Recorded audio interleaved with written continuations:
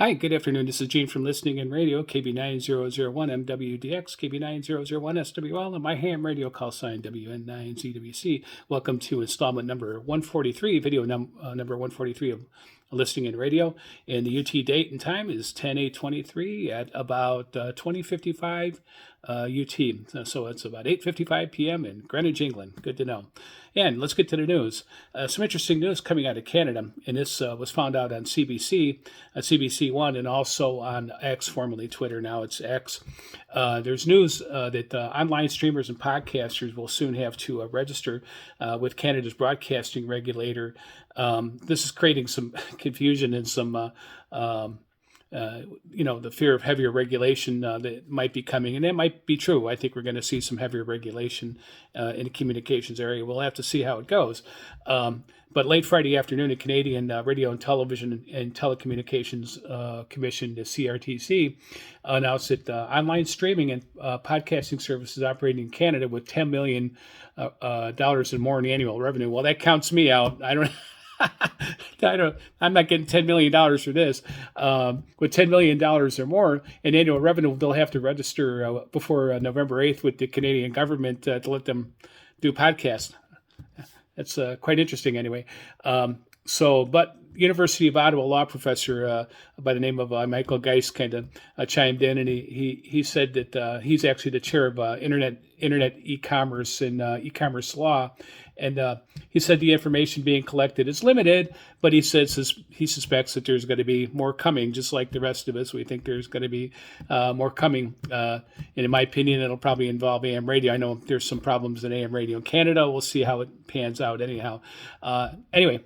So, update on WTWW. Has anybody heard of WTWW? I keep seeing information online on the different scheduling, shortwave scheduling websites, and I keep seeing their call sign pop up on different frequencies at different times, and I haven't found them yet. If anybody has on any news on WTWW, let me know. According to Glenn Hauser, World of Radio. Thank you, Glenn Hauser. You always have good information. He said that the owner, CEO, George McClintock, had said that WTWW will be returning, or has returned, I don't know, on October 3rd, Tuesday UTC time. I haven't run into them yet. So if anybody knows what's going on or what's happening with WTWW, shortwave station, let me know. I'd like to know. I'd like to make a quick correction on something I said last time. I said that I use for my resource, my online resource, to search out shortwave schedules and frequencies. I called it What's on Shortwave Now, and that's a correction. That's what I put into the search bar to find out what stations there are. But the two main websites that pop up on that I go to, my go-tos are shortwaveschedule.com and short-wave.info. So those are the two. There's more than that. There's lots of resources for shortwave out there, but those are the two main ones, and that's really what I was talking about. So just a quick correction on that. Okay, so who of you out there saw, heard, listened to, monitored the EAS test coming from FEMA? I did.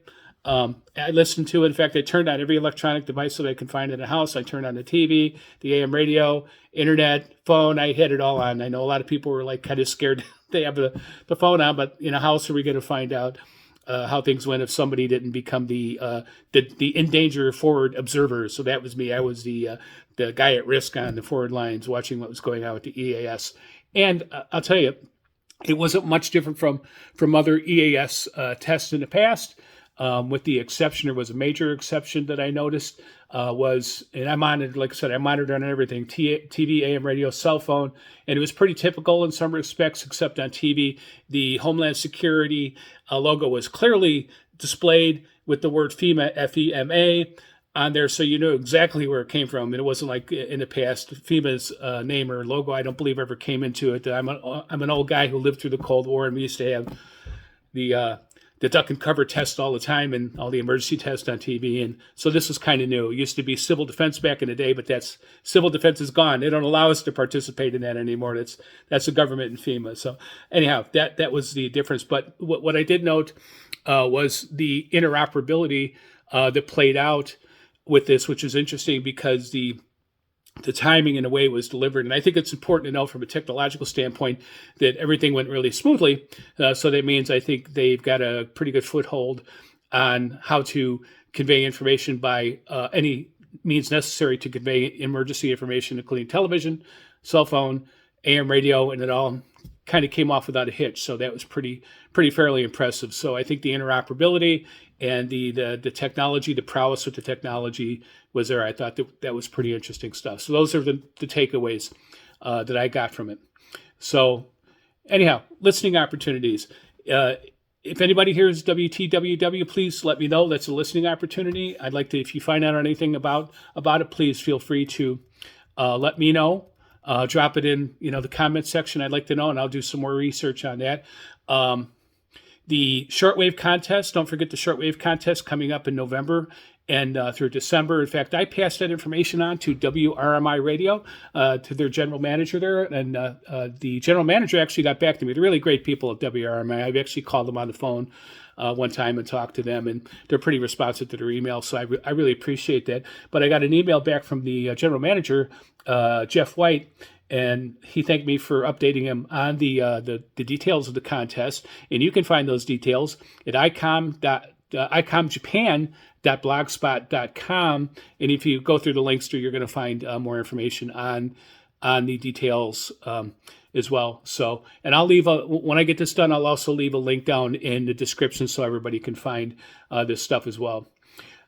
Hey, listening opportunities. You got a CB? If you don't, you should get one. I think it's a good idea. And there's a big rising thing going on in CB right now for single sideband.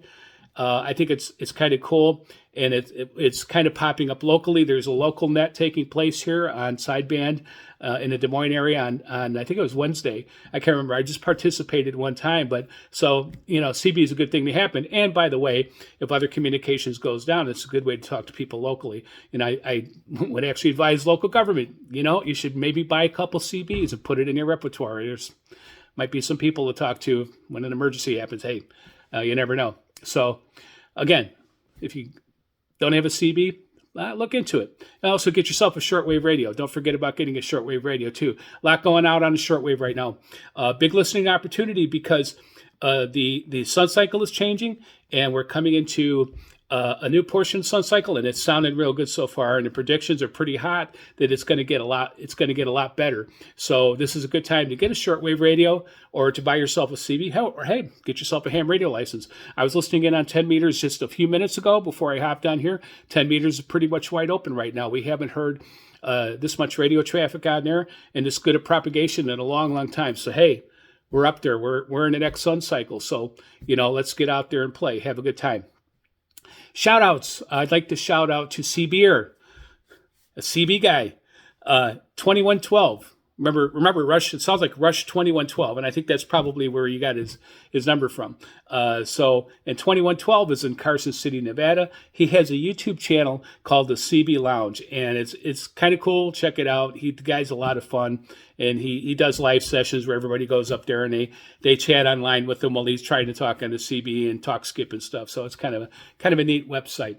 And another shout out I'd like to convey is to Zoomer Radio, okay? And anybody who's an AM connoisseur or an AM DXer, does medium wave DX, everybody should know Zoomer Radio. Zoomer Radio is a 50,000 watt blowtorch out of Toronto, Canada, and their format is music, and that's all they play is music. You don't hear any talk on there, and it's an adult music format. It's jazz, it's classic rock, it's smooth jazz, it's smooth rock or soft rock.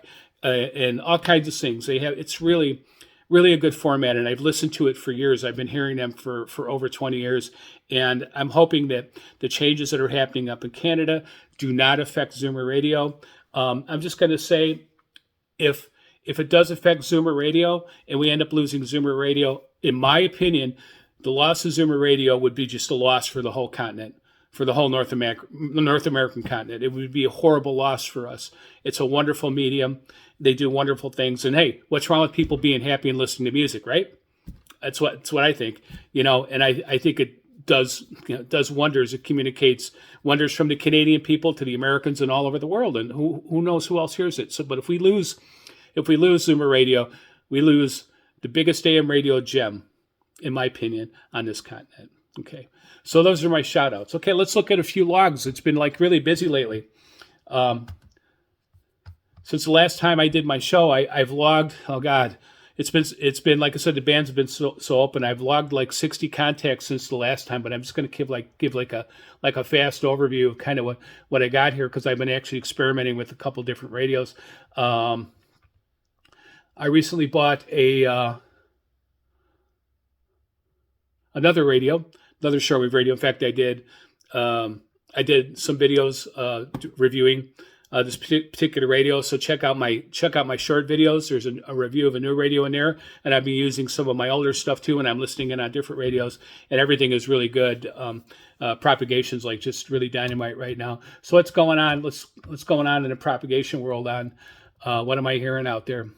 So let's hear. Boy, I've got a lot of contacts, a lot of loggings this time around.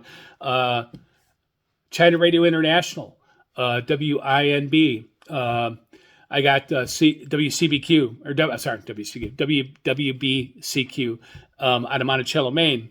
Good station to listen to. I'm glad to be, like I said, I'm glad to be hearing them again.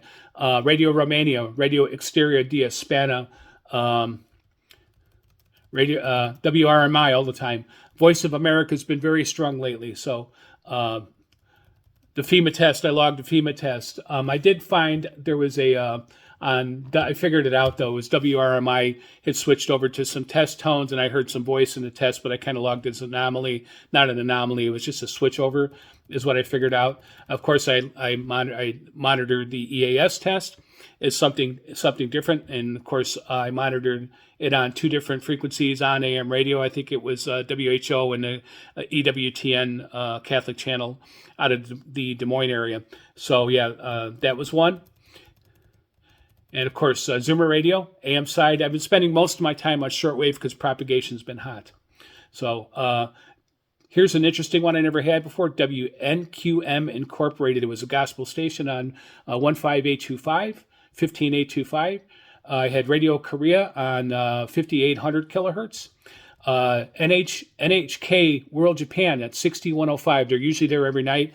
They're really banging in there lately, doing a great job. It's great to hear a strong shortwave station coming in. Well, like I said, Vatican Radio at 9710 kilohertz. That was about a 22, 23rd. I'm using the RST scale, but it was about 2233 for me. CBC1 out of Canada on AM radio, 990 kilohertz. They were coming out of Winnipeg. That's where that station is at. And they were playing Irish folk music. Cool stuff. I like Irish folk music. It's awesome. Cool stuff. All right. And let's see. Radio Algeria on 17600. Radio or PBS Kazka on they're playing Euro music on 9470 kilohertz. WWCR talk radio on 4840. Well, we usually hear that anyhow. So okay, so that's the logs, but there's so many. I don't want to go over every single one. I don't, time is precious, and I never want to waste your time on some of this. But I just want to give you an idea of what's currently taking place out there. So bands are doing really well.